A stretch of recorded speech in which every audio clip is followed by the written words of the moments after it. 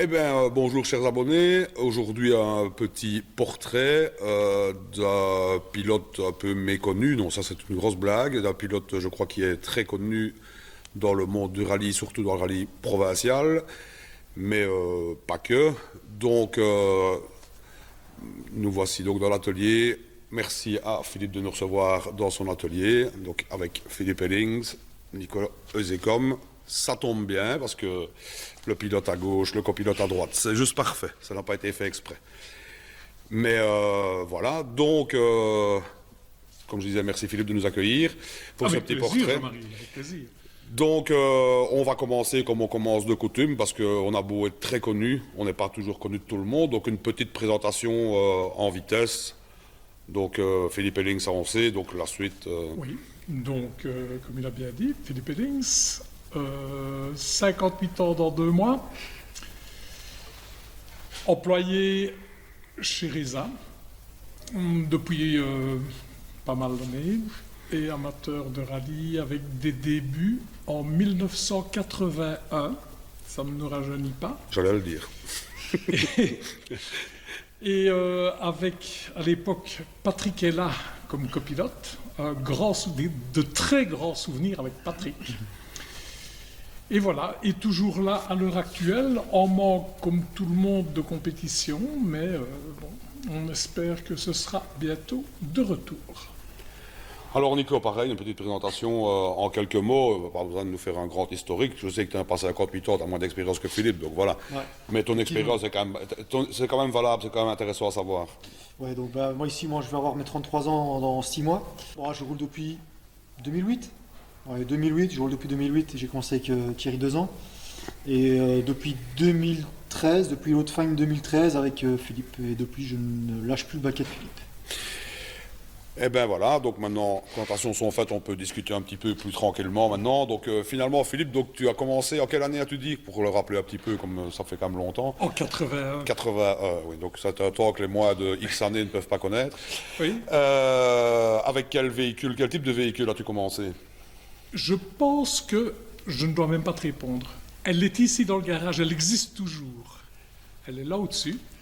Donc oui, on n'en voit pas. En plus, ce serait compliqué avec tout ce qui est... Mais c'est celle qui est par ici, donc une RS 2000. Et encore aussi des grands souvenirs. Attends, si je te raconte ce truc. Donc c'était avec le fameux Patrick Ella, plus connu sous le pseudonyme Stat. C'était Stat. Donc, on se décide à s'engager aux boucles de Liège. J'ai eu mon permis le 18 octobre, c'était le 19. D'accord. Tu vois le genre, on ne savait même pas qu'il y avait des reconnaissances. Donc, on est parti au roadbook. Évidemment, on a fait les plus mauvais temps partout.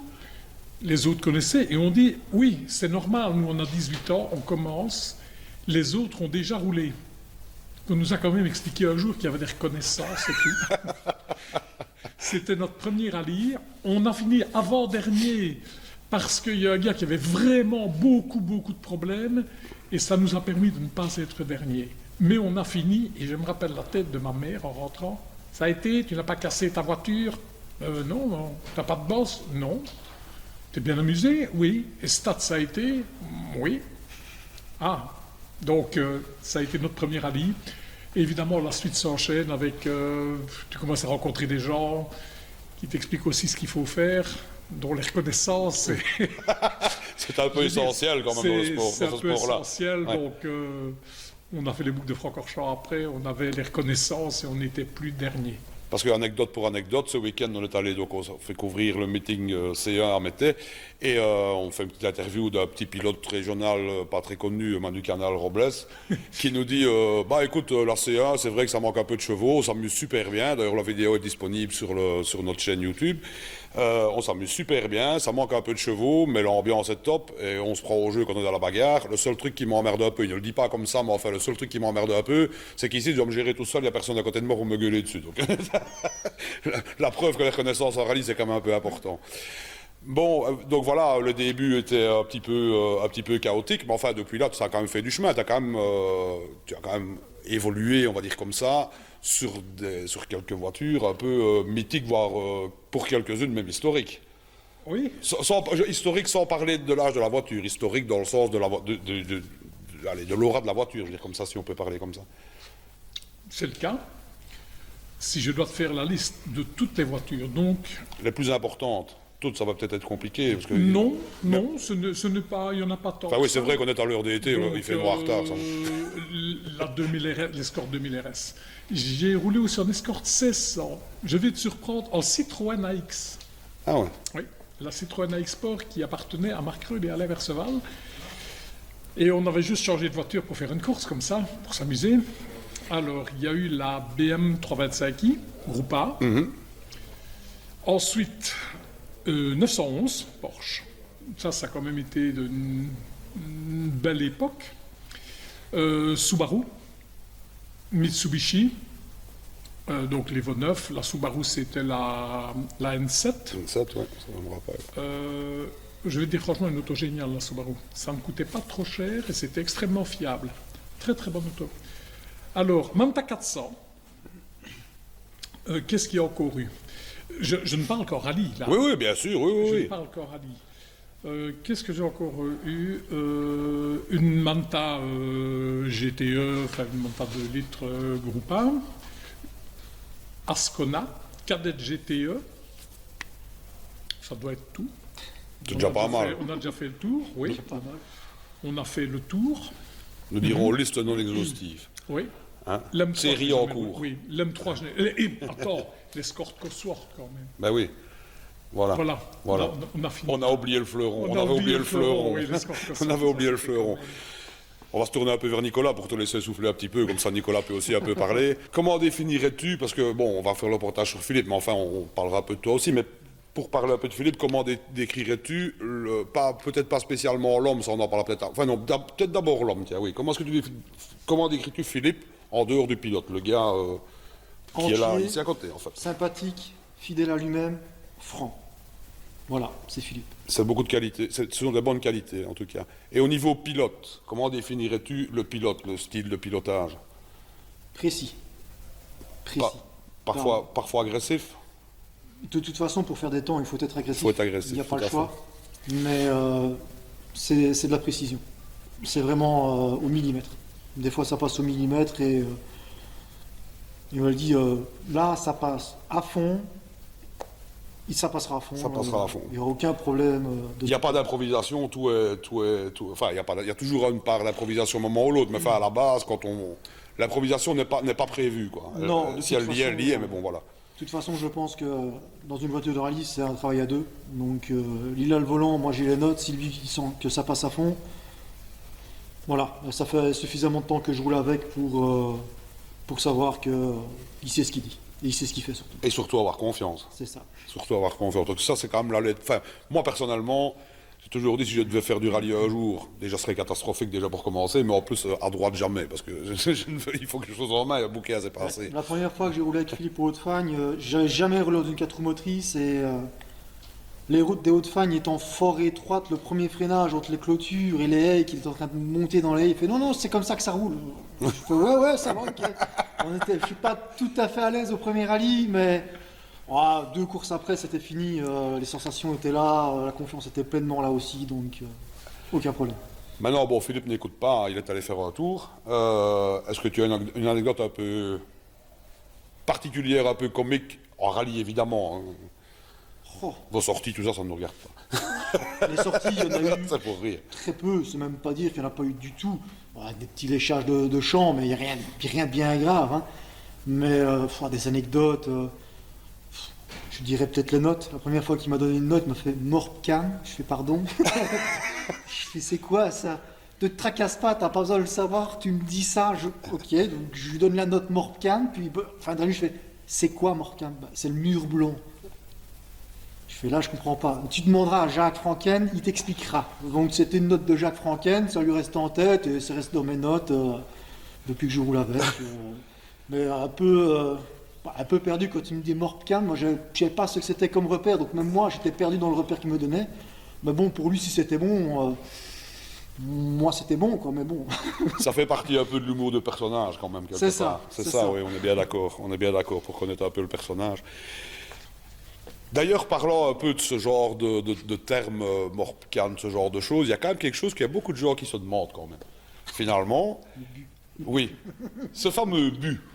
Bu. que tout le monde emploie. Mais est-ce que quelqu'un vraiment sait ce que c'est, à part toi? Ah ben, je n'ai jamais dit que je savais ce que c'était. D'accord. Je t'explique l'origine de ce terme comique. Voilà. Boucle de Spa 1983.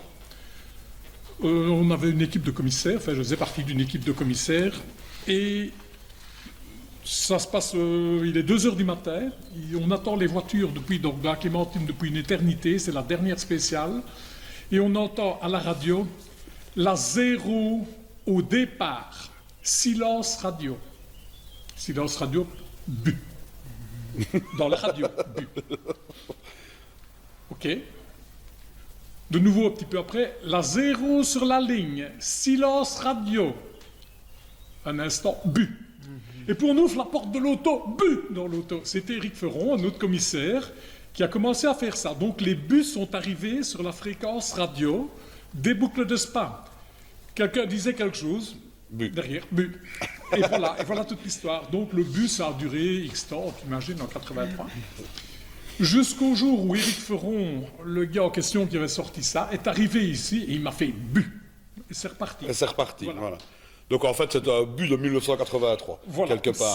C'est une connerie, ce n'est rien du tout. Il n'y a pas de signification particulière, Non. mais enfin, ça marque quand même Mais je vais un, dire, voire plusieurs souvenirs. Quoi. voilà, ça marque plein de souvenirs. Et quand tu mets bu à quelqu'un, ça veut dire j'ai quelque chose à dire, mais je ne sais pas quoi dire. Excellent, excellent. Enfin voilà, donc étant... Déjà, comment est-ce qu'on peut t'appeler finalement, hormis ton nom et ton prénom évidemment, est-ce qu'on peut t'appeler le plus belge des pilotes anglais ou le plus anglais des pilotes belges? Ce que tu veux en réalité, puisque donc mon nom est bien d'origine anglaise, mes parents sont, donc mon papa est bien originaire d'Angleterre. Donc, on a toujours le nom et même la nationalité, mais en Belgique, tu as le droit aux 2 nationalités. Donc, j'ai plus choisi la nationalité belge. J'ai fait mon service militaire, donc c'était le choix. Maintenant, tu te retrouves à un match de football, Angleterre-Belgique. Tu t'assieds difficile. Non, tribune latérale avec Non. une jambe de chaque côté de la ligne. non, ce sera du côté belge. Ce sera du côté belge, parce que l'Angleterre, c'est, je veux dire, plus le passé, les aïeux, etc. La Belgique, c'est ma vie normale. Oui, Donc, ça- je choisis plus de ce côté-là. Même si c'est 51%, 49%, hein, donc ce Oui, n'est oui. jamais très évident. Mais voilà, tu sais, ma maman était d'origine norvégienne. Quand je vois jouer la Norvège, je suis content aussi. Mais il y a quand même... Oui, il y a Liverpool. Liverpool avec le Merci. club de supporters que nous avons fondé. Mais enfin, moi, je ne suis qu'un toute petite cheville ouvrière de ce club de supporters qui a surtout été fondé par Serge Bernard, Michael Roufos et Fabien Del Duca. Moi, je ne suis jamais que la 5e roue de la charrette, qui fait bien entendu partie du comité, et Public Relations principalement. Mais c'est tout. Les chevilles ouvrières, ce sont d'autres personnes que moi qui ont beaucoup plus de temps libre, mais leur temps libre, je vais dire, ils le consacrent au club de Liverpool, au club de supporters de Belgique. Et voilà, et c'est toujours un plaisir d'y aller, mais étant donné la situation... C'est un peu comme compliqué aussi. C'est comme pour le rallye, on attend, On attend, les convoyeurs attendent. si tu veux. Enfin, j'espère que... Bon, allez, Voilà, Croisons. on va croiser tout ce qu'on a. Donc on va un peu enchaîner par rapport au sport auto. On va revenir au sport auto, c'est quand même ça qui nous intéresse le plus, en tout cas pour notre travail à nous. Quelque part, enfin pas quelque part, tu es fatalement bien connu en rallye, mais pas que. Tu n'as pas fait que du rallye. Il y a le slalom, il y a la course de oui, côte. bien sûr, bien sûr. Donc, pour moi, toutes les disciplines ont un intérêt, quelle qu'elle soit. On va dire le slalom est une discipline où tu ne vas pas vite. Tu ne vas peut-être pas vite, mais tu apprends énormément. Depuis que je fais du slalom, tout à fait par le plus grand des hasards, je vais dire surtout parce que l'écurie dont je fais partie en a organisé un, et puis tu Tu prends peux le citer jeu. l'écurie, il n'y a pas de Ah, mais problème. l'écurie Baudouin-Visétoise, dont je suis membre depuis 1988, ça fait aussi pas mal d'années. Et donc, comme on organisait un slalom, je me suis retrouvé speaker et je voyais mes copains qui roulaient. Ça ne peut pas fonctionner. Si les copains roulent, il faut que je roule. Évidemment. L'année après, j'étais inscrit avec Marcel Renquet et un gars qu'on appelait le gratuit, Christian Bouy. C'était le gratuit. gratuit. Donc, on a roulé ensemble et je vais dire, on a passé une super bonne journée. On faisait speaker et pilote. Et j'ai continué. Et puis, je me suis inscrit à d'autres slaloms. J'ai connu des gens du slalom. Et tout compte fait, c'est une très très chouette discipline. On s'amuse énormément. Maintenant, ce n'est pas un jeu de vitesse. Mais je t'assure que pour faire un temps, il faut te lever très tôt. Hein. C'est très difficile. C'est pas un jeu de vitesse, c'est plutôt un jeu d'adresse. C'est un jeu d'adresse. Il faut beaucoup réfléchir. Beaucoup, être très très très appliqué et physiquement c'est horrible, c'est très dur.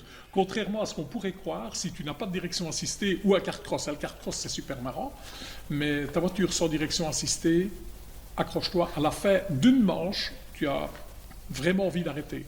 C'est vraiment dur. Alors la course de côte, aussi la course de côte, avant tout je suis un rallyman. Et la course de côte, ben, c'était, tiens, dimanche avec les copains, on fait un barbecue et on roule un peu avec la voiture. Et puis, ça a été le petit jeu où je faisais un barbecue et rouler la voiture, bêtement rouler avec la voiture. Ouais, on a commencé à essayer de faire des temps. Et puis, pourquoi est-ce que les cotards vont si vite? Parce qu'ils sont appliqués, parce qu'ils roulent avec leur tête, parce que le temps est très court. Le premier centimètre, tu dois être à fond. Si tu n'es pas à fond, tu as déjà perdu.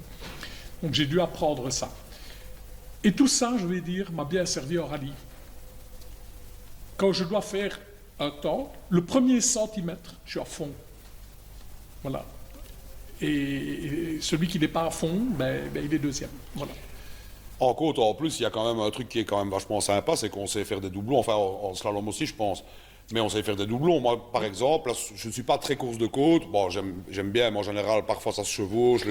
Moi, je préfère garder mon temps pour le rallye et maintenant un peu pour le circuit par rapport à notre travail. Mais l'année passée, quand les compétitions ont repris un petit peu, avant de réarrêter, on s'est rencontrés à Richel, sur les Marais Bonnes, aussi organisé par ton écurie, par l'écurie Baudouin-Visétoise. Et tu faisais doublon avec ton frère. Oui, tout à fait. C'est aussi quelque chose de très sympa finalement, parce qu'il n'y a quand même pas beaucoup de gens qui roulent et qui peuvent se targuer de faire, de partager une voiture avec leur frère sur une côte ou en rallye, oui, plus souvent peut-être, mais en côte, c'est quand même, ça n'arrive pas souvent. Enfin, moi, j'en ai pas souvent, j'ai pas mémoire d'en avoir vu beaucoup en tout cas. Oui, mais si tu peux rouler en doublon en course de côte. Je vais dire de nouveau, maintenant avec les mesures Covid, c'est un tout petit peu compliqué, mais on va mettre ces mesures de côté. Oui, voilà, j'allais dire, on va mettre ça de côté. Voilà, je crois qu'on en parle assez tout le temps. Oui, donc, voilà. Donc tu peux rouler à 2 pilotes en course de côte, et en slalom, par contre, tu peux même rouler à 4 pilotes sur la même voiture. 4, c'est compliqué, mais 3, on l'a fait régulièrement, que ce soit avec Michel Kowalski, Noël Weigen a roulé avec nous, mon frère, Michael, enfin, on s'est bien amusé. On fait ça avec la même voiture, on ne se prend pas la tête. À la fin de la journée, ben, on mange une saucisse, on boit un coca, et voilà.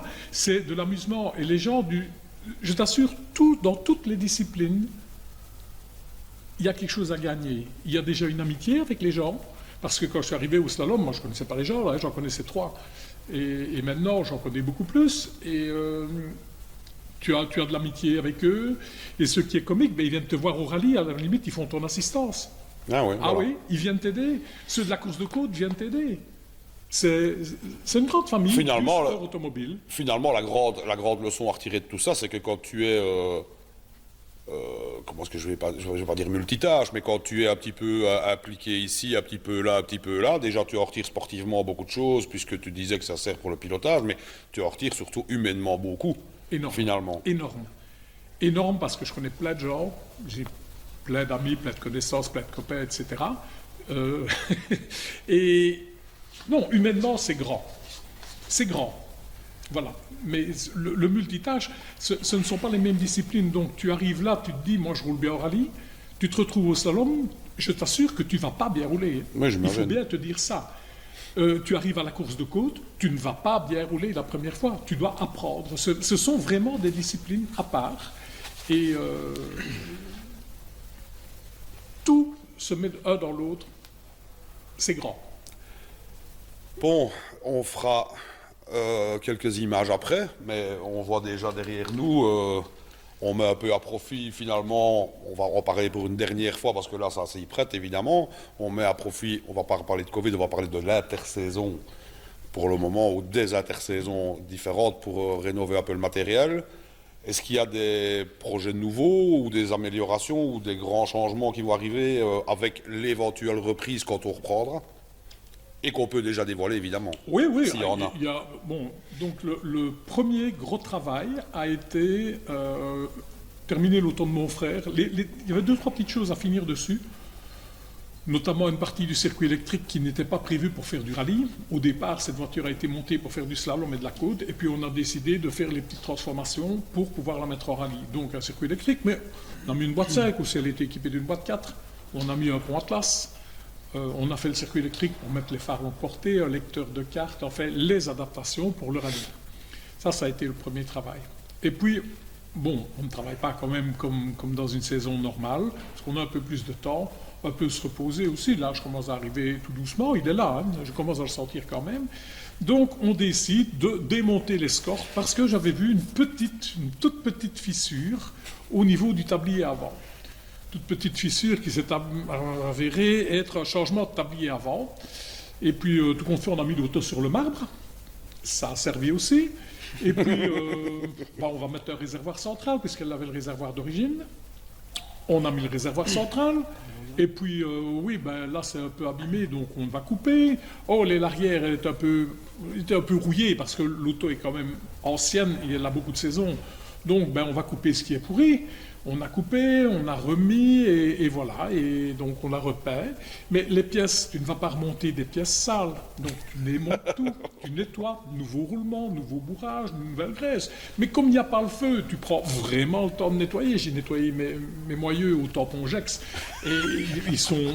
Parce que généralement, tu ne le fais pas, mais ici on l'a fait. On repeint les barres stabilisatrices, on repeint les bras, on repeint la crémaille, tout est repeint propre, vraiment, pour repartir avec quelque chose. On en deviendrait minutieux. Oui, mais déjà en temps normal, je prends le temps de le faire, mais ici encore plus, parce que en temps normal, je ne repeins pas les pièces, mais là, je les repeins. Et je présume que le copilote participe un peu à la tâche, voire même peut-être plus qu'un peu. Quand j'ai un peu de temps, parce qu'à l'heure actuelle c'est un peu compliqué avec le travail et les enfants, mais quand j'ai un peu de temps, je donne mon coup de main. Et je présume que le plaisir d'être à l'atelier, à travailler avec le personnage ici à côté, et peut-être d'autres, je ne sais pas, oui, peu importe, mais ça doit être aussi super sympa, quoi. Mais surtout qu'au début, je ne savais pas changer une roue de voiture. Bon, maintenant je commence un peu à m'en sortir avec tout ce qui est un peu mécanique. Bon, je dis pas non plus que de l'électronique, mais l'escorte, je commence un peu à connaître, gentiment. Mais ouais, et puis de toute façon, c'est le plaisir aussi de voir ces voitures surmontées, il n'y a rien à faire, hein. On les voit abîmées, on les remet nickel, et puis elles repartent de plus belle. C'est ça aussi qui est motivant et qui est satisfaisant. Le travail bien fait. Un petit peu, parce que tu n'as pas encore beaucoup parlé, au niveau... C'est pas grave, si c'est grave. Niveau donc, comme pilote, on a déjà un peu parlé de ton rôle un petit peu dans l'histoire, évidemment. On est bien conscient de l'importance, mais il y a quand même une différence énorme. Enfin, on en a entendu parler quand ils ont mis, à toute proportion gardée bien évidemment, au niveau, quand ils ont changé les WRC maintenant, entre les anciennes générations et les nouvelles générations, il y a une différence de vitesse, donc fatalement, le copilote doit s'adapter. Le rythme n'est pas le même. Ouais. Est-ce que pour toi, passer à l'époque de la Mitsubishi, par exemple, à l'escorte de la compète en groupe, en division 4, à passer en histo, est-ce que ça fait une grande différence? Est-ce que tu dois t'adapter ou est-ce que ça va tout seul? Je veux dire que quand je suis passé parce que j'ai commencé avec Philippe sur la Subaru, donc forcément le rythme a été beaucoup plus vite, parce que moi je venais de division 3-8 plutôt, donc des 106, etc. Donc forcément, ces voitures-là vivent plus, elles vont peut-être moins vite, mais ça vit. Et alors les premières notes avec Philippe, il m'a quand même fallu une bonne boucle pour me mettre dans le rythme des notes. Et puis le rythme, une fois qu'il est là, il est là. Maintenant, c'est vrai que chaque voiture est un peu différente. La Subaru, j'avais pas eu trop de difficultés. Par contre, avec la Mitsubishi, les freinages étaient beaucoup plus tardifs, les notes étaient un peu plus précises, ça allait beaucoup plus vite aussi, malgré tout. Donc il y a eu un moment d'adaptation, même moi ça m'énervait parce qu'il me disait c'est pas bon, il n'a pas à le cacher, il le sait bien, ça m'énerve. Oui, de toute façon. C'est sa sécurité comme la mienne, si c'était pas assez vite, il me le disait. Donc il y a eu du travail à refaire dessus, modifier surtout les notes, parce que les notes de la Subaru à la Mitsubishi c'est absolument plus faisable pour moi. Il y avait beaucoup trop de détails par rapport à la Subaru. Donc Philippe a fait aussi lui un travail un peu de mémorisation au niveau du tracé, des virages, je veux dire, assez simples qui m'évitaient de donner dans mes notes. Mais une spéciale comme Bellefontaine par exemple, 23 pages de notes. Bel exemple. Donc j'imagine. 23 pages de notes à donner, fin de spéciale, même s'il fait pas chaud, on a soif. J'imagine bien, On a ouais. soif. J'imagine bien. Sauf qu'il faisait chaud. Sauf qu'il faisait chaud. Sauf qu'il faisait chaud. Ouais. Donc voilà. Et sinon, pour une fois qu'on a un copilote, on va un peu profiter de prendre un peu un rôle un peu plus large, un sens un peu plus large, pour une fois qu'on a un copilote. Le rôle de copilote ne se limite pas à s'asseoir à côté et lire. Non. Ou à s'asseoir à côté et écrire pendant les reconnaissances. Il y a quand même tout un travail autre pour les gens parce qu'on a des gens qui viennent du circuit, qui n'ont pas forcément fait les rallyes. Donc pour eux, le rôle du copilote, je ne sais pas comment ils le considèrent, mais je crois qu'on ne sait pas assez le rôle du copilote. Dans les grandes lignes, sans devoir aller forcément dans le détail, mais... Plein de choses. Déjà, il y a le roadbook, c'est essentiel, parce que on a décidé une année avec Philippe de faire du championnat hasard, parce que le liégeois, le roadbook, je ne l'ouvrais même plus. Je regardais la carte générale, je connaissais le tracé, je connaissais la liaison. Ça donnait de la routine, en fait. Ça donnait de la routine, donc ça, ça m'embêtait un peu. Donc on a décidé de partir un peu sur d'autres horizons, ce qui nous a vraiment bien plu, parce qu'on a découvert des rallyes qu'on n'avait jamais fait et qui ont un chouette parcours avec un beau plateau. Maintenant, qu'est-ce qu'il y a les timings. J'ai pour habitude de chronométrer tous les timings, donc entre chaque contrôle horaire, parce que si jamais il y a une crevaison, qu'il faut aller remettre un peu de carburant, j'essaie vraiment de calculer en étant sur les limitations de vitesse le temps entre le point A et le point B, par contre, parce qu'on est déjà tombé sur un rallye où on a dû faire du 120 dans une zone 50, alors qu'on le signalait à l'organisateur le jour avant en disant la liaison est beaucoup trop courte en timing. Ce jour-là, on est tombé, c'était le lac de Spa en plus, c'était un dimanche, il faisait beau, il y avait des bouchons partout. Donc les gens avec les voitures de course commençaient à couper par les parkings où il y avait des enfants, enfin soit c'était en terrain le reste du truc. Mais voilà, le travail c'est aussi de faciliter le travail du pilote, pas forcément spécial. Hors de l'ordre spécial, Philippe, je lui ai l'habitude de lui donner à boire en sortant le spécial, ranger son casque. Si maintenant il y a un problème au niveau de la pression des pneus, je refais la pression des pneus. Je sonne déjà l'assistance pour dire ce qu'il y a à faire. Enfin, le travail est varié, il ne se limite pas à simplement lire une page avec des états des incendies. Ça sent l'anecdote, ça. Ouais, Ça sent l'anecdote. 3 fois avec la Mitsubishi, donc Ouais. première fois qu'on roule avec la Mitsubishi au rallye police gendarmerie. Dernière spéciale à 500 mètres de l'arrivée, le carter souffle, donc on a le feu en dessous. Et je le sens, je fais Philippe, ça brûle. Non mais ça va aller, je fais ça brûle, il fait bleu. Ah oui effectivement. Donc on s'arrête comme on peut, parce que on est en milieu de la spéciale, c'est assez étroit. On éteint le feu, ça se passe bien. Puis rebelote, je ne sais plus à quel rallye. Boucle chevrotine. Boucle chevrotine. Mais là, ça a vraiment au départ que ça casse. Puis je fais à Philippe, il me fait on a cassé. Je fais la voiture va bien. Il fait ouais, mais on a cassé. Effectivement, 400 mètres après, je fais ça brûle en dessous. T'es sûr? Il fait bleu de mon côté, donc oui, je suis sûr. Donc j'ai fini la spéciale avec les carreaux ouverts et l'extincteur en main. Et je suis sorti de la spéciale, j'étais après le TRC, je suis sorti, j'ai voulu éteindre l'incendie, mais Philippe a mis la ventilation en action à ce moment-là, donc j'ai pris toute la poudre au milieu de la tronche, donc c'était très agréable. Il a fallu que je mette la moitié de l'extincteur pour essayer de couper le truc en ayant les yeux complètement plein de mousse, de poussière et... enfin voilà, un enfer. Un enfer. Mais un souvenir. Un beau souvenir. Voilà. Qui devient un beau souvenir. Un beau souvenir. Un beau souvenir de ce rallye Donc, qui est, génial. pour connaître les boucles chevrotines, C'est un beau rallye. superbe rallye. Mais à tout niveau, que ce soit organisation, etc. Je veux dire, pour ça qu'on avait fait le championnat ASAF, on a été accueillis dans des coins, évidemment, Braine-le-Comte, nickel, Chevrotine, vraiment bien. J'avais vraiment apprécié, parce qu'au départ, on était un peu en train de se dire, ouais, ok, c'est de l'autre côté de la Belgique pour nous. Donc voilà, et là, si je devais rechoisir un pour dire, allez, je vais recommencer là-bas, ce serait les Chevrotines. Tellement j'avais apprécié le parcours, et même si on a abandonné. Ouais, peu importe. Voilà, il y a plein d'autres. Tu es super bien accueilli, mais magnifique à Erqueline. À Anu, évidemment, ça c'est le rallye que je connais le mieux. La Principauté, ça m'ennuie parce que c'est ici dans le village. Voilà, tu vois, chaque épreuve a du mérite de toute façon. Chaque épreuve mérite d'être connue, d'être faite. Et de nouveau, tout apporte quelque chose. Parlant d'apporter quelque chose, je crois quand même, je ne suis pas persuadé, je n'ai pas été voir dans les livres d'histoire et voir plus loin, mais est-ce que tu n'as pas quand même un record quelque part, qui est peut-être même un record mondial? Est-ce que tu n'as pas amené au titre liégeois le copilote le plus âgé? Papy. Si, Papy.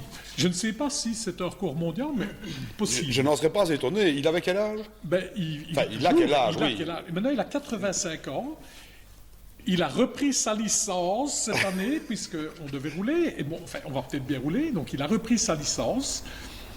Et il a fait son premier test à la montée historique de Richel. Et il a fait pour Paris, avec mon cousin, qui lui avait dit « Tu n'es pas capable, toi, avec ta grande de te mettre dans un véhicule de compétition. » Perdu. Nicolas lui a passé un casque et il montait à Richel historique. La première montée, je voyais bien qu'au départ, c'était pas trop ce qu'il fallait. Et puis quand on est arrivé en haut, il riait. Ça va, papy? Quand est-ce qu'on recommence? Donc il a eu l'occasion de monter avec 4-5 personnes différentes. Et puis je lui dis un jour, mais papy, on n'essayerait pas de faire le championnat rallye sprint? Rallye sprint, c'est quoi? Donc toi, il n'est pas du tout dans le milieu. Ben papy, le championnat rallye sprint, je lui explique ce que c'est un rallye sprint. Oh oui, on va essayer. Et on se retrouve à Marchais en 2017. Oui. 16. Oui. 2016, 2017. Non, 2017. 2017. 2017, je sais. Marchais 2017. Au départ, papy ne sait pas mettre son Hans. Donc, arrivée de Chantal Saint-Remy, qui vient au départ pour l'aider à se harnacher, mettre son casque, etc. On démarre, on fait le meilleur temps. Ben voilà. Deuxième spécial, on fait le meilleur temps. Troisième, on fait le meilleur temps. Quatrième, on fait le meilleur temps. Donc, on gagne. Et ben, tu comprends, pour le petit monsieur de 81 ans à l'époque, tout content, on a fait le championnat, on a été champions tous les deux. Et puis l'année suivante, je dis, papy, on recommence? Bien sûr. Et on a fait un deuxième championnat et on l'a gagné aussi. Avec beaucoup de plaisir et tout, parce que, évidemment, quand tu roules avec une personne de cet âge-là, tout le monde veut connaître papy. Ah, évidemment, oui. Tout le monde vient voir papy. C'est pas vrai, c'est lui, papy. Voilà. Et je veux dire, l'aventure humaine est énorme. Énorme. Et pour faire une mauvaise blague, tout le monde qui a papy, en fait. Après la chaise à papy, on Il y vient voir en la a main qui a qui sont venus papy. voir, oui. Dis-toi que là tu ris, non, Non, mais absolument, c'est- le paquet à papy, il y en a quand c'est même pour qui sont l'humour. venus voir si dans l'auto ça me sentait. Il y en a qui, Ouais. tu vois, ils arrivaient discrètement là. Oui, il n'y a rien dans la voiture tracasse. Hein, et non, il n'a jamais été malade, rien du tout. On s'est beaucoup amusé. C'était juste une touche humoristique, mais non, ne ris pas. mais c'est vrai que finalement, quelque part, c'est un peu, toujours dans la même lignée, c'est un peu une aventure humaine, quelque part. C'est quand même... c'est énorme. voilà, ça doit rester... Ça, c'est pas un souvenir, c'est pas... C'est plus que tout ça. Je crois que c'est quelque chose de formidable, quand même. Ça doit être... enfin, de l'avoir vécu de l'intérieur et quelque part de lui apporter ça à cet âge-là, ça doit être quand même quelque chose d'énorme. Surtout qu'il te dit au début de l'année ici, il faut que je roule 85 ans. Ouais. Et je t'assure que si on a la possibilité, il va le faire. Il va le faire. Attention, maintenant, ça peut être un peu comique, essayer d'avoir une fois le 58 ou le 85 pour démarrer, parce Non, que 58, non. 85, ça fait Oui, les âges oui. dans les deux sens. On roule en histo, donc 258 Ouais, est possible. ouais.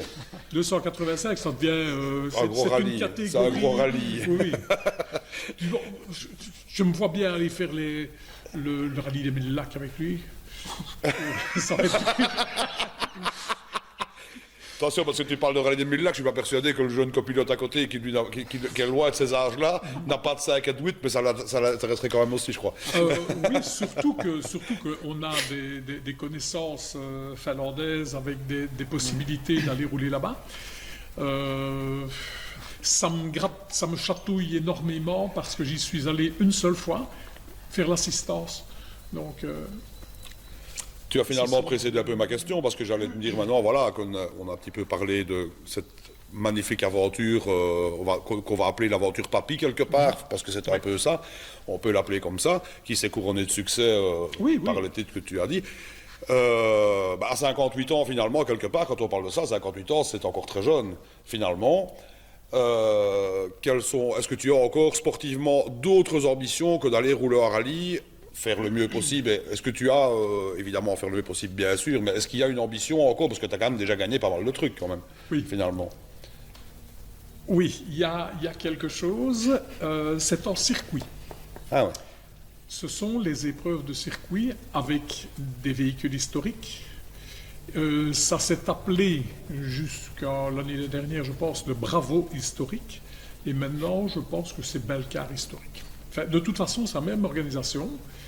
Et je voudrais bien, d'ailleurs, bien terminer la voiture pour pouvoir faire ce genre de compétition. Et j'ai un copain qui roule là-bas, Cool. Michel Kowalski. Et tu sais, il vient me trouver. Il faudrait quand même que tu viennes un peu faire de la compétition, de la vraie course. Comme je dis, toutes les courses sont des courses. Et ça me chatouille quand même un peu d'aller l'ennuyer.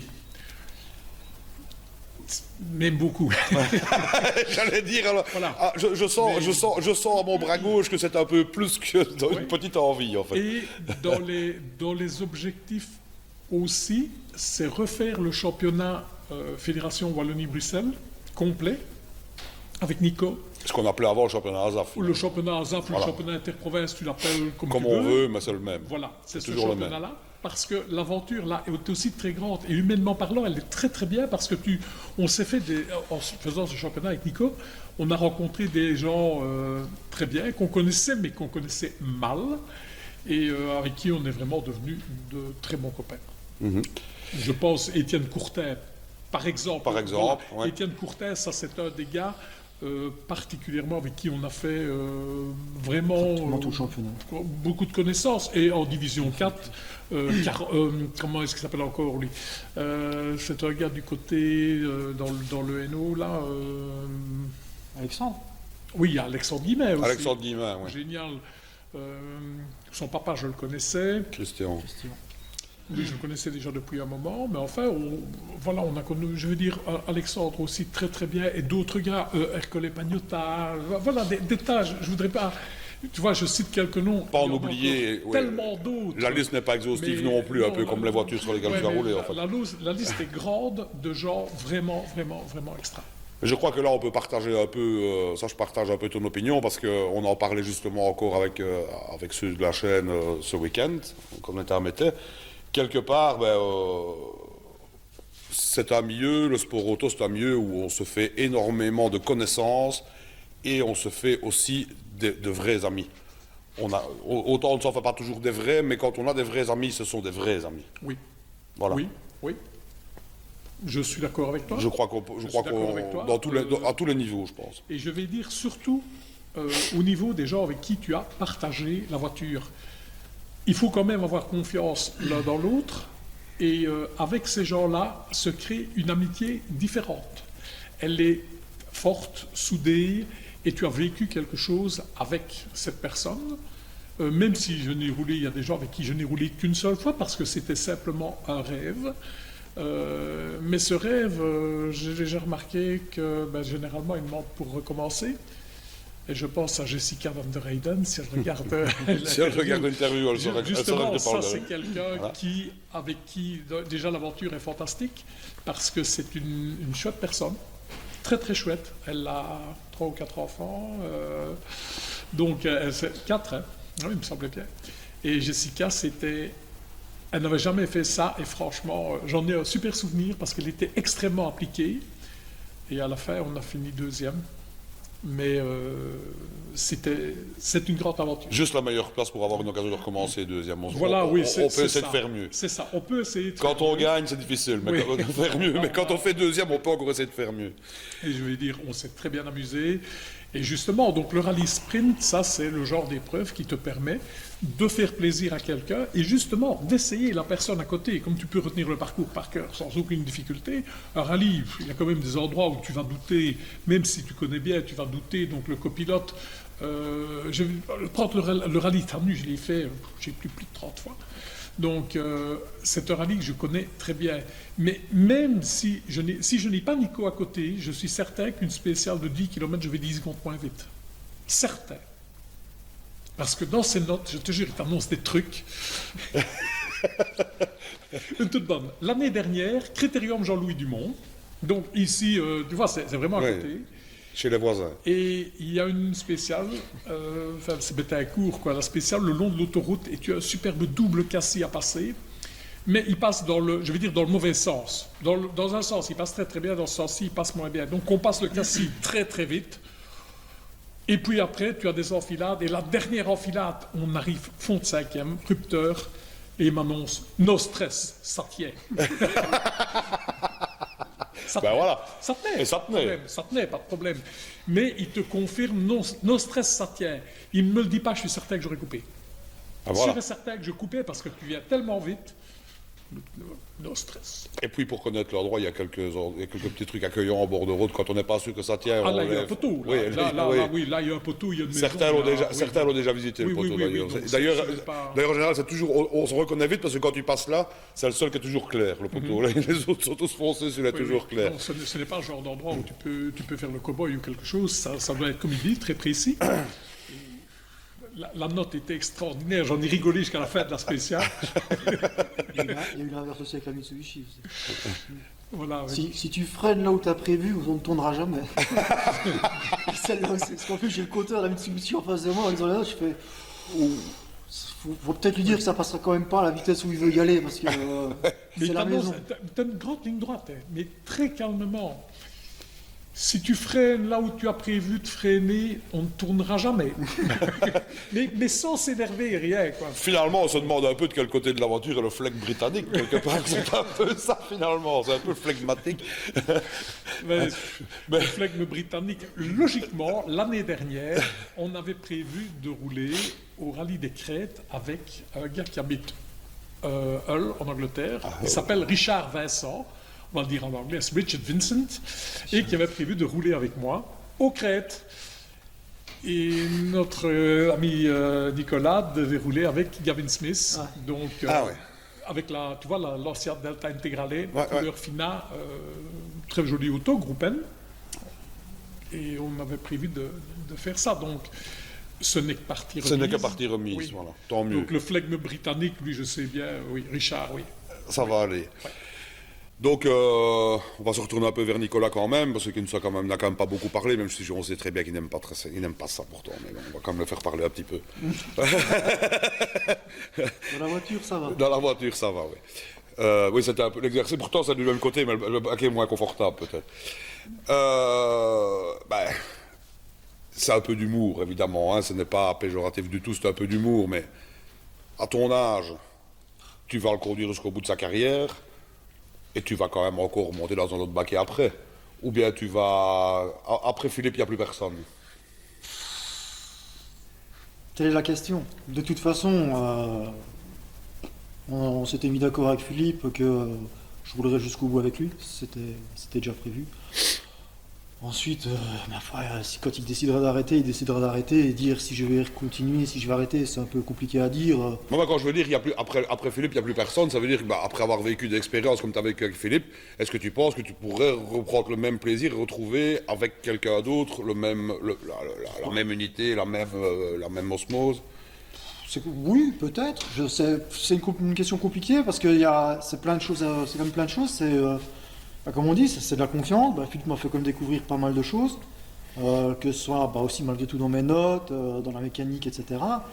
Maintenant, à la base, les personnes qui m'ont appris le copilotage, c'est Thierry Spence et sa compagne, parce que j'ai vraiment commencé de rien du tout. Eux m'ont expliqué les bases. J'ai fait mes expériences avec Thierry Dezan, avec Thierry Spence, avec Philippe.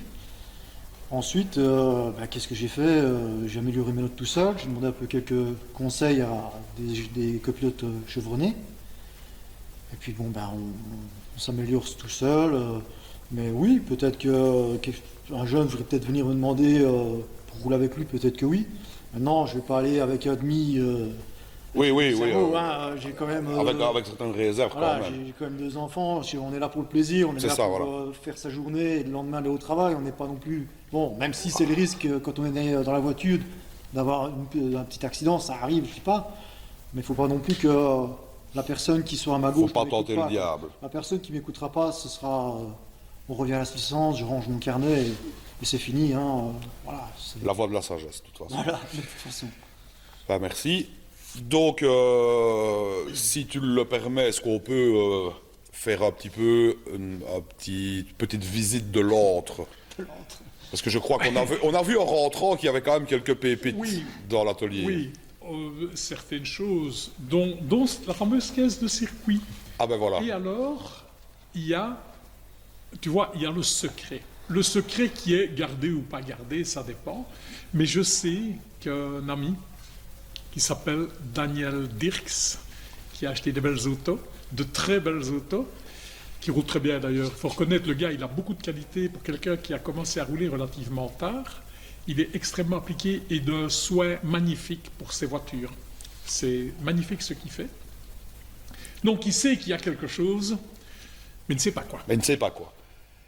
Et donc on ne le dévoilera pas. Oh, si on peut dévoiler un petit peu. On Allez, dévoilera un petit peu. C'est gentil, on Juste, pourra avoir un coin du secret. Donc ce sera, mais de toute façon, ce sera quelque chose qui sera plus là pour la saison 2022, parce que c'est une question de date et d'historique. Donc la voiture a 29 ans, elle doit en avoir 30, ouais. Elle aura 30 ans l'an prochain. Donc voilà, ce sera plus pour l'an prochain, et voir ce qu'on pourra faire avec. Mais il faut... On verra en cheminant. Il faut se faire plaisir. On verra en cheminant. Donc ici, voilà, c'est la petite escorte plate. Je vois nouveaux amortisseurs, nouveaux amortos, frères nettoyés, propre peinture ici. La face avant réparée. Voilà. Oui, ça c'est celle de la petite fissure en fait, pour ceux qui ne se rendent pas compte. Voilà. Qui, quand on a bien tout nettoyé, s'est avérée beaucoup plus grande que petite. Un cratère. Donc voilà. C'était assez long, c'est-à-dire d'un côté à l'autre. Donc tôle de renfort et tout ce qu'il faut.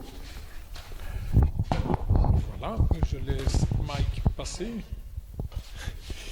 Ensuite, tu auras de ce côté-ci, je t'avais expliqué la réparation. Attends, j'arrive parce que... De l'aile arrière. Voilà, donc la réparation de l'aile de ce côté-ci.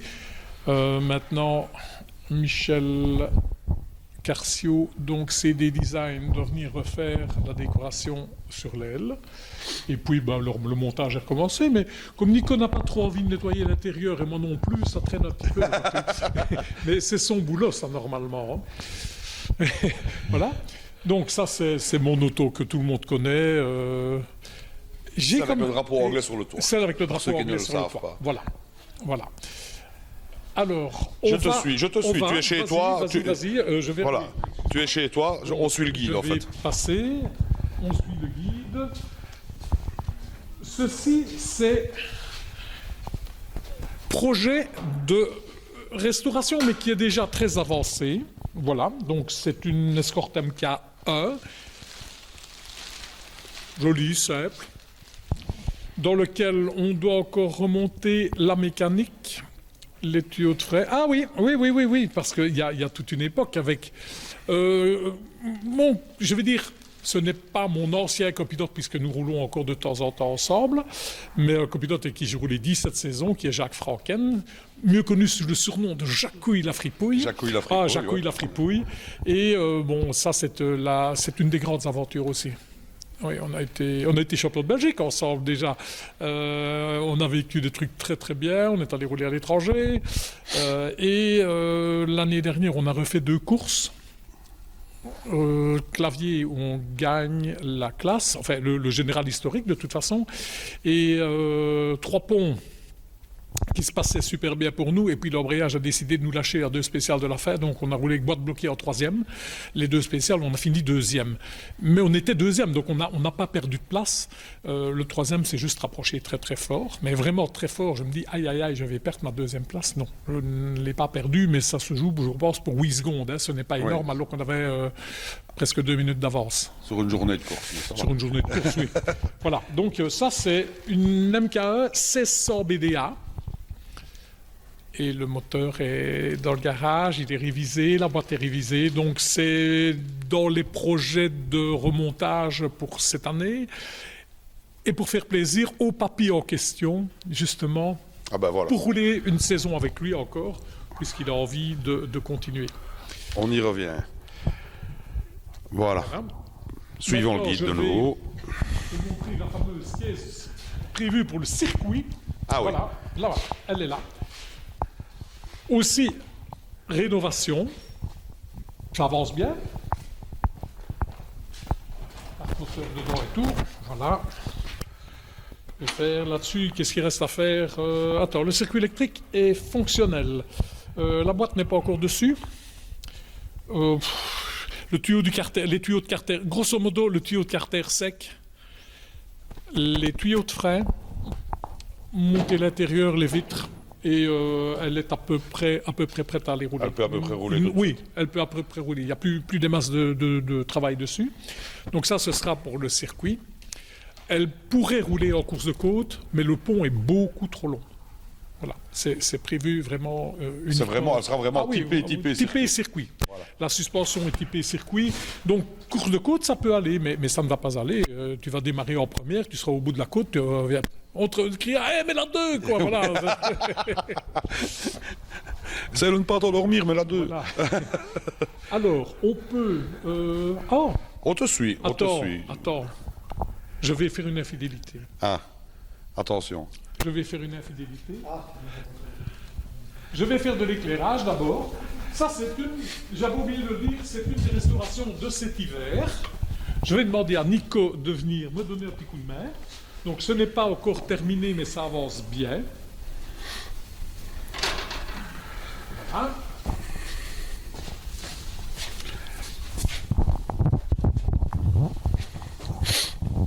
Donc, ce n'est pas une voiture de rallye, c'est une voiture de route qui est une Manta i200. C'est une véritable.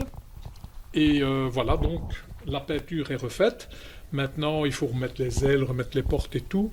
Mais j'ai deux bras, deux mains. Oui, c'est ça. Oui. Donc j'ai plein de projets. Tout avance, tout continue. Mais il y avait des choses pas prévues. Et les choses pas prévues font que, bon, ben voilà. On est un petit peu calé avec un truc ou l'autre. Et puis il y a du plus urgent que l'autre. Voilà, aussi. le plus urgent, c'est l'escorte qui est sur le pont. Et... Déjà pour libérer le pont pour une autre. Voilà, exactement. La caravane pour les gens d'assistance, parce que, bon, c'est très bien d'aller au rallye, mais on aime bien de manger un petit coup. Et nous avons notre cuisinière, Chantal Saint-Remy, qui vient toujours. Et Conchetta, mais Conchetta ne vient plus trop pour le moment, elle ne rajeunit pas non plus, et quelques petits problèmes de santé. Mais quand elle est là, c'est toujours avec plaisir que nous recevons Conchetta dans l'équipe, parce qu'en plus, elle est très comique, et elle ne connaît rien au rallye, mais je t'assure que elle connaît tout. Ah oui. Mais tout le monde la connaît. Écoute, tu viens, elle va te dire, Jean-Marie, oui, comment ça va? Tu veux une saucisse? Tu veux un hamburger? Voilà. Et l'hospitalité. Voilà. L'hospitalité, oui. La petite histoire, c'est Minga Conchetta. Oui, mais ça, elle n'aime pas qu'on dise. Donc, évidemment, Conchetta, d'origine italienne. Comme son nom ne l'indique pas. Comme son nom ne l'indique pas, eh bien, notre ami Conchetta ne supporte pas un mot. Pourtant, ce mot, tout le monde le dit, c'est Minga. Et alors, l'autre jour, j'étais là comme ça. « Minga, non, qu'est-ce que c'est ?» Elle arrive. « Tu veux une gifle, toi ?» Une gifle? Pourquoi? Et on ne parle pas comme ça, hein. Tu te dis, mais qu'est-ce que j'ai dit, quoi? Rien de spécial. Et Minga, qu'est-ce que tu veux? Et on ne parle pas comme ça, c'est fait. Alors, quand j'ai rencontré Michael la première fois ici, il me dit, comment est-ce que qui est cette dame-là? C'est Minga Conchetta. Et lui, il va dire, bonjour, Minga Conchetta. C'est fait. Casé. Voilà. Tu vois comment on met la zizanie. Oui, c'est vrai. Comment il y a moyen Voilà. de faire tourner les choses autrement. Ce que les gens ne savent pas toujours, c'est que je suis un grand fan de moto aussi. Donc, il m'a encore pris une crise cette semaine-ci d'aller chercher un CBR 900 RR. Puis quand je l'ai rentré ici, tout compte fait avec un pote, ok, il est propre, il va bien, mais la couleur ne me plaît pas. On va réviser la fourche. Ah oui, on va faire. Et il est derrière, viens, tu peux venir là derrière, tout doucement. Et tu vas voir, voilà, donc on a démonté le CBR en question. Déjà refait la fourche. On peut presque dire, à ce niveau-là, on peut presque dire désossé. Oui, bon, c'est quand tu bouges le carénage et le réservoir, il n'y a plus grand-chose en réalité. Donc le CBR, voilà, fait ça avec filou. Et c'est toujours avec plaisir qu'on fait ce genre de véhicule, parce que c'est l'amusement. Et puis, j'ai toujours été motard, donc... il y a toujours quelque chose qui manque quand je n'ai pas de moto, quoi. Ouais. Et voilà. Voilà. Pour le reste, la surprise Voilà. pour Pour Dame clôturer, Dirks. on va Voilà. faire la petite Alors, surprise. attends, on va laisser Nico aller ouvrir un petit coin, on ne va pas dévoiler tout. Non, On d'accord. ne va pas dévoiler. Si, viens justement avec la caméra, Mike. Alors, pour notre ami Daniel Dirks spécialement, ne lève pas trop, tout doucement. On va comme dans les films là et tout. Bien, voilà. Voilà, allez, on montre un petit peu plus. Voilà. Déjà rien que ça, à mon avis, on voit. Là, c'est une belle surprise. Et celui qui ne sait pas ce que c'est, il ne connaît pas, il n'aime pas trop le sport auto Non. ou les voitures sportives. Voilà, on continue. Et bon, on pourra bientôt... Voilà, là, il y a encore un petit peu de restauration à faire, évidemment. Bon, de la restauration, elle est terminée. C'est du remontage maintenant. Et j'espère qu'on pourra... Parce que Nico, c'est son rêve. Il faut dire, Nico veut rouler en Cosworth. Et Oui, pour ceux qui ne l'avaient pas vu, c'est une escort Cosworth. Celle-ci est Gruppen. Il y en a d'autres. Là au-dessus, il y a une future un peu plus grosse. Et il y a encore à côté l'ancienne WRC. Mais qu'il faut quand même remonter. Et là, les finances pour une WRC sont énormes. Oui, Donc j'imagine. ce n'est pas le genre de véhicule que je souhaite vraiment réaligner. J'aime bien la voiture, j'aime bien de la voir chez moi, etc. Rouler avec, c'est un tout autre problème. Voilà, ça c'est compliqué. En tout cas, je pense qu'on a un peu fait le tour. Je pense qu'on a cerné un peu les personnages. Nicolas nous a fait l'amitié de pouvoir d'être présent, donc c'est bien. En plus, on lui a foutu la paix avec le boulot, donc il a pu rester jusqu'au bout, c'est très bien. Mais la seule chose qu'on peut vous dire, c'est comme à tout le monde et comme pour nous et pour tout le monde, c'est espérons que bientôt on puisse se revoir autre part dans un atelier ou autre part que derrière un micro, donc se voir un peu au bord de spécial, à l'assistance, etc., etc. Donc on se revoit en fait sur les rallyes. Et avec le succès qu'on sait, avec le succès qu'on espère et avec tout ce qui va avec. Donc un tout grand merci à tous les deux. Merci de nous avoir accueillis dans ton atelier. Merci, un énorme merci. Avec la sympathie qu'on te connaît sans aucun souci. Donc ça ne fait qu'une confirmation. Merci Nicolas d'être venu. C'est super gentil. Merci beaucoup. Merci à vous. Et voilà, on va dire... Merci à toute l'équipe. Et vraiment, se retrouver au bord d'une spéciale, ça ferait vraiment, vraiment plaisir. Ou que ce soit une course de côte ou un slalom. Peu importe. Franchement, une fois, faites un peu un reportage. Mettez une caméra dans un véhicule de slalom et vous serez surpris. Eh bien, on le fera. Ici, tu vas me dire, je fais la promo du slalom. Non, pas spécialement. Je dis que c'est une Non, belle discipline. Parce que c'est une discipline que les gens méconnaissent malheureusement et qui pourtant, franchement, vaut la peine d'être vécue comme toutes les disciplines, comme toutes, tout apporte quelque chose et l'aventure humaine est grande si tu veux faire une aventure humaine de ton histoire, quoi. Voilà. Eh ben voilà, comme mot de la fin, on ne peut pas faire mieux. Donc merci beaucoup une dernière fois, merci de nous avoir accueillis et à bientôt. Merci beaucoup.